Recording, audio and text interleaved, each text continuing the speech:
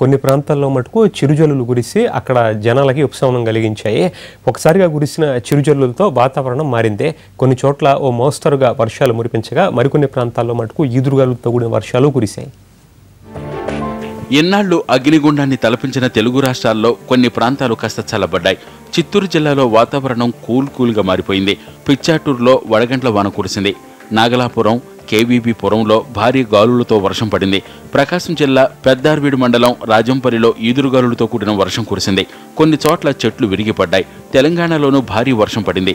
మహబూబ్ నగర్లో, వనపర్తి, గోపాల్పేట, కొత్తకోట మండలాల్లో వర్షం పడింది. వర్షానికి చెట్లు విరిగిపడ్డాయి. 5గురికి తీవ్ర గాయాలయ్యాయి. నల్గొండలోనూ వాన కురిసింది.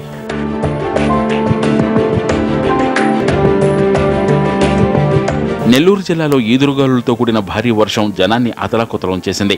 ఆత్మకూరు, ఉదయగిరి నియోజకవర్గాలతో పాటు పొదలకూరులో వడగళ్ల వాన కురిసింది. పొదలకూరు, దుత్తులూరు, సంగం మండలాల్లో పిడుగులు పడి 2 వ్యక్తులు చనిపోయారు. మరో 2కి తీవ్ర గాయాలయ్యాయి. బలమైన ఈదురుగాలులు వీయడంతో పలుచోట్ల విద్యుత్తు స్తంభాలు, చెట్లు నేలకూలాయి. దీంతో జిల్లాలోని పడమట మండలాలు అంధకారంలో మునిగాయి.